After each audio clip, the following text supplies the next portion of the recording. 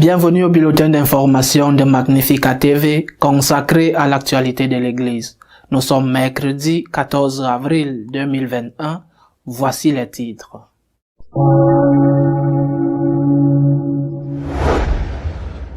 Le secrétaire d'État du Vatican, le cardinal Parolin, a exprimé sa préoccupation face à la confusion qui règne dans l'Église.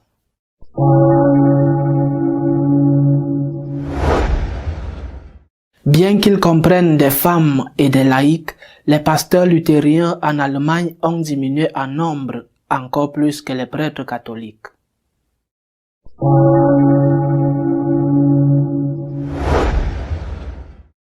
Le cardinal Brandmüller a dénoncé qu'en Allemagne, avec le processus synodal, un schisme lié à une hérésie est en marche.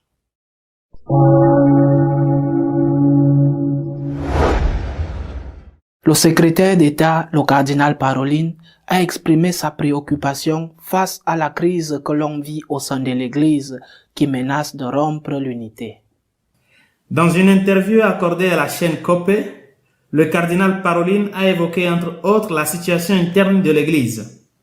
Interrogé sur la division entre conservateurs et progressistes, le cardinal a fait part de son inquiétude quant à ce qui se passe. Je pense que toute personne qui voit la situation de l'Église d'aujourd'hui doit s'inquiéter de ces choses parce qu'elles sont là. Et je me permets de dire que cela fait beaucoup de mal à l'Église parce qu'elle parlait auparavant de communion et d'unité. Le Christ a prié pour l'unité de l'Église. Il a des raisons de s'inquiéter.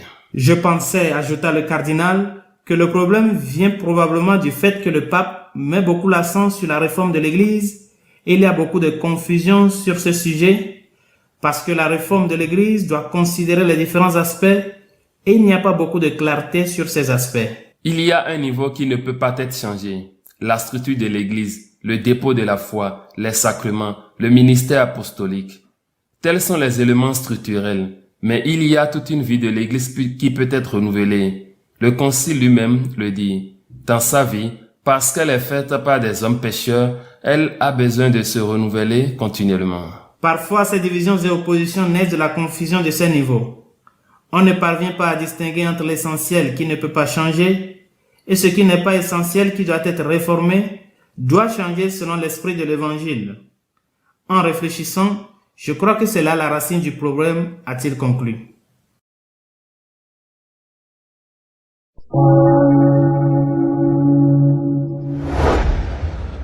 La crise des vocations touche également l'Église protestante allemande. Ces pasteurs qui comprennent des femmes et des laïcs ont diminué plus que les prêtres. La thèse selon laquelle l'accès de la femme au sacerdoce catholique pourrait contribuer à diminuer la crise du nombre de prêtres en Europe est démentie par une donnée forte. Parmi les protestants allemands, le nombre de consacrés comme pasteurs et de pasteurs a diminué de 2/3 au cours du dernier quart de siècle. Malgré le temps passé à consacrer des femmes, voire des laïcs, à la fonction de pasteur, le nombre de consécrations protestantes en 1994 et 2016 a diminué de 2/3, passant de 975 à 322, soit une baisse de 67%. À titre de comparaison, en 1994, 214 hommes ont été ordonnés prêtres dans l'Église catholique en Allemagne. En 2016, il n'était que 77, soit 64,1% de moins, un pourcentage inférieur à celui des protestants. La même chose s'est produite chez les fidèles. De 2016 à 2017, les catholiques ont perdu 300 000 personnes, alors qu'à la même date, les protestants ont perdu 400 000, tandis que le nombre de membres de l'Église a diminué de 14%, passant de 27,5 à 23,6 millions de catholiques. Alors que les catholiques ont diminué de 1,27% en un an, les protestants ont diminué de 1,87%.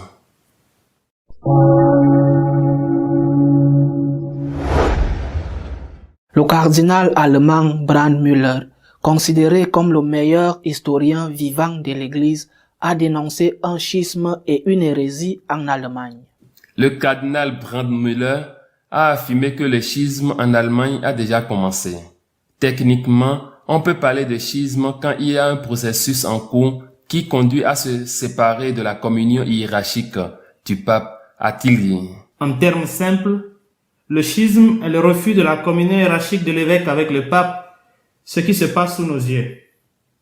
Il suffit de voir les déclarations ou les positions de nombreux évêques allemands. Il y a longtemps, dit le cardinal, que des réformes substantielles sont réclamées.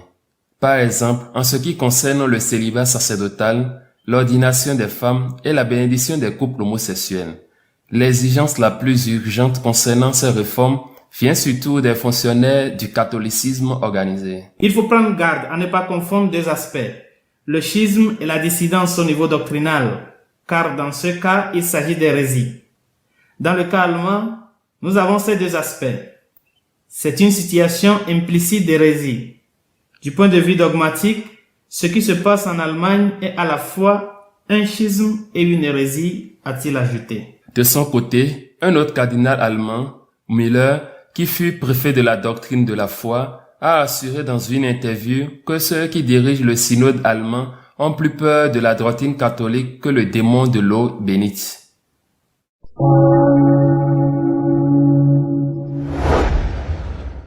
Notre éditorial de cette semaine est consacré à commenter la situation de l'Église en Allemagne et le risque croissant d'un schisme.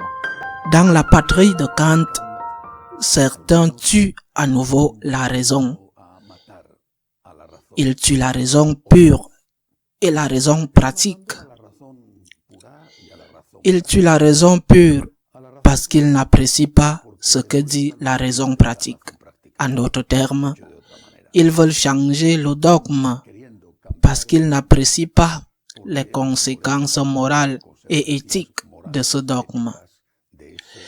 Et ils le font en avançant des arguments qui ne sont non seulement faibles, mais tellement ridicules qu'ils heurtent la raison. Je le répète, dans la patrie de Kant, on tue une fois de plus, une partie au moins, la raison. De quoi s'agit-il? Du synode allemand. Le cardinal Brandmüller a déclaré cette semaine que le chemin du synode allemand est un chemin qui mène au schisme et qu'il implique qu'il porte en lui une hérésie. Le cardinal Brandmüller est un historien allemand. Le cardinal Müller, un grand théologien également allemand, a dit, en utilisant une comparaison magistrale, que dans le synode allemand, ils ont plus peur du dogme que le démon n'a peur de l'eau bénite. Müller a un bon sens de l'humour. Ils ont plus peur du dogme que le diable de l'eau bénite. Mais alors bien, je suis d'accord avec eux. Mais ils ont perdu la raison. Les arguments qu'ils utilisent sont tellement ridicules, tellement absurdes qu'ils ne tiennent pas la route. Ils ne peuvent pas être défendus avec la moindre rigueur intellectuelle. Si Kant levait la tête, il mourrait de dégoût en voyant ce que certaines personnes font dans son pays. Par exemple, ils disent que la raison pour laquelle tant de personnes quittent l'Église chaque année, au moins 300 000 par an, que la cause est que l'Église n'accepte pas les choses que le monde demande. Le sacerdoce des personnes mariées, les prêtresses, les papistes ou les évêques femmes, enfin l'idéologie du genre avec tout son contenu, la bénédiction du mariage pour les couples homosexuels. C'est pour cette raison, disent-ils, que les gens quittent l'Église. C'est leur argument.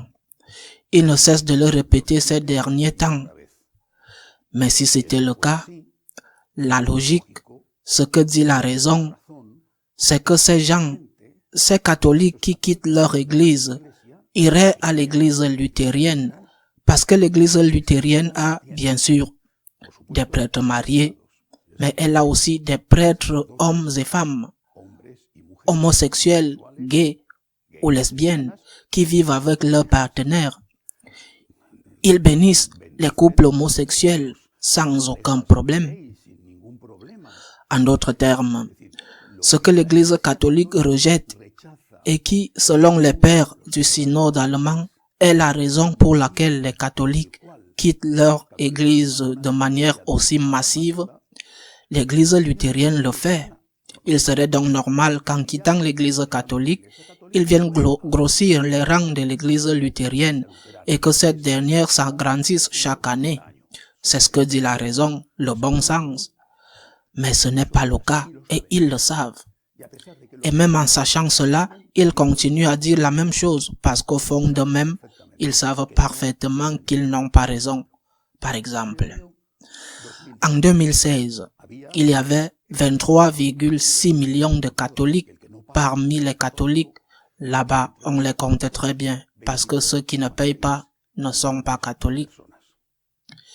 Il y avait 23,6 millions de personnes parmi les catholiques. Eh bien, un an plus tard, ces 23,6 ont été réduits à 23,3 millions de personnes. Ils ont perdu 300 000 catholiques en un an. Et qu'est-il arrivé aux protestants? En 2016, la même année, on comptait 21,9 millions de luthériens, de protestants en général, mais pas seulement les luthériens. Mais c'est que l'année suivante, ils sont devenus 21,5 millions. En d'autres termes, non seulement les luthériens n'ont pas augmenté avec les catholiques qui quittent leur église, mais ils ont perdu davantage. Si en un an les catholiques ont perdu 300 000 personnes, les luthériens qui acceptent tout en ont perdu 400 000. On parle d'une crise des vocations. Il n'y a pas de vocation. Les jeunes n'entrent pas au séminaire, disent-ils, parce qu'ils ne peuvent pas se marier. Mais qu'en est-il des protestants? Cette même année, les données sont les suivantes. En 1999, se sont ordonnés, et j'utilise ce terme pour ainsi dire, 975 pasteurs luthériens. Je dis j'utilise parce qu'ils n'acceptent pas le sacrement de l'ordre. Mais parmi ces 975 personnes, il y avait des hommes, des femmes et même des laïcs qu'ils appellent ministres de la communion. Je ne sais pas si c'est l'équivalent des ministres extraordinaires de l'Eucharistie chez les catholiques. 975, bien. Cette même année, les catholiques ont ordonné 214 prêtres. Mais en 2016, les protestants, je le répète entre guillemets, ont ordonné 322. Le nombre d'ordinations a été réduit de 67%. Au cours de cette même année 2016, les catholiques ont ordonné 77 prêtres, une forte réduction de 214 à 77, mais une baisse de 64,1%. En d'autres termes, la baisse des ordinations chez les protestants aux mêmes dates avait été de 67% à 64%. Il y avait plus de pasteurs ordonnés dans l'église luthérienne que de prêtres ordonnés dans l'église catholique. Les catholiques n'acceptant que des hommes, exigeant d'eux la chasteté. Ils la pratiqueront ou non, selon les cas, mais exigeant d'eux la chasteté, n'acceptant que des hommes. Les luthériens, qui acceptent les hommes, les femmes, qui ordonnent même les laïcs, ont diminué leur vocation beaucoup plus, ou du moins plus, que les catholiques. Non seulement les catholiques ne quittent pas leur église, l'église luthérienne, mais les luthériens perdent davantage. Ils perdent plus de fidèles et plus de pasteurs. Comment peuvent-ils alors dire que la cause du départ des gens est que l'église n'accepte pas ce paquet de mesures que les luthériens ont déjà?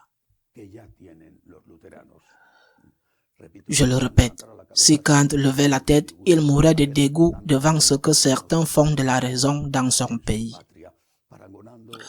En parallèle avec Goya, j'oserais dire, non pas comme Goya le disait dans ce titre d'une de ses eaux fortes, d'une de ses gravures, le rêve de la raison produit des monstres.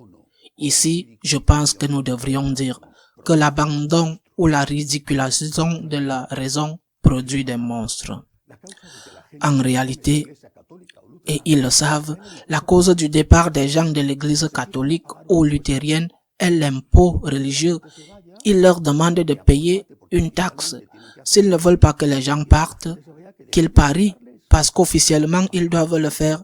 S'ils ne veulent pas que les gens partent, qu'ils arrêtent de les forcer à payer cette taxe, que ce soit une chose volontaire. Ils n'iront pas par là. Et ils ne le feront pas parce qu'ils perdront les énormes sommes d'argent qu'ils gagnent chaque année. S'ils pensent, et je suis sûr que ce n'est qu'une excuse, qu'ils ne vont pas partir parce que l'Église devient protestante, ils se trompent au vu de ce qui se passe avec les protestants. En réalité, ce n'est pas le chiffre qui compte, ou du moins ce n'est pas forcément le plus important. Ce qui importe ici, c'est d'être fidèle à Jésus-Christ, de confesser sa divinité, ce qui implique d'accepter son message dans son intégralité, que son message ne peut être modifié. Le ciel et la terre passeront, mais mes paroles ne passeront pas, a dit le Seigneur. Accepter la divinité de Jésus-Christ, c'est accepter ce message, accepter la tradition et accepter le magistère de l'Église. Il ne s'agit pas d'une voix de plus, comme l'ont dit récemment plusieurs évêques. Ce n'est pas une autre opinion de plus, c'est le magistère de l'Église. Et c'est le magistère non seulement pour eux, le très démodé Jean-Paul II ou le non moins démodé Benoît XVI, allemand, mais le magistère du pape François avec le récent document sur l'interdiction des unions homosexuelles.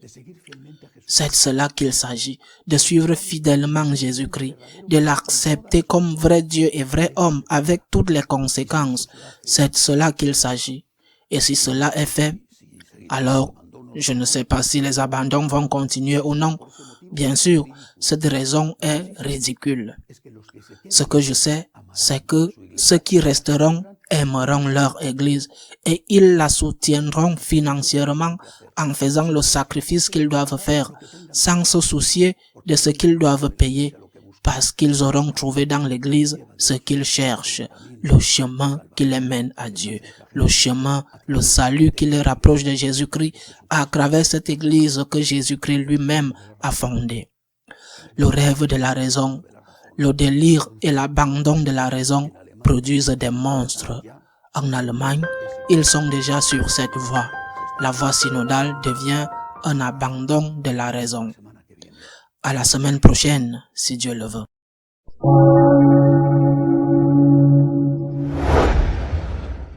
Si vous souhaitez être au courant de ce qui se passe dans l'Église, vous pouvez le faire à travers notre page d'information magnificat.tv. À la semaine prochaine, si Dieu le veut.